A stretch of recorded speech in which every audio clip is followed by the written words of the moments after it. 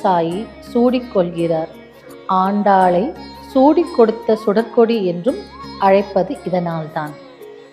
மார்கழி மாதம் நோன்பு இருந்து 30 நாளும் கண்ணபிரான் மீது தீராத காதல் கொண்டு ஆண்டாள் இயற்றிய பாடல்கள்தான் திருப்பாவை. இந்த திருப்பாவை பாடலை திருமணம் தாமதமாகும் ஆண்களும் பெண்களும் மார்கழி மாதத்தில் தினசரி திருப்பாவையை பாடி வர கூடிய விரைவில் வரன் அமையும் என்பது நிச்சயம்.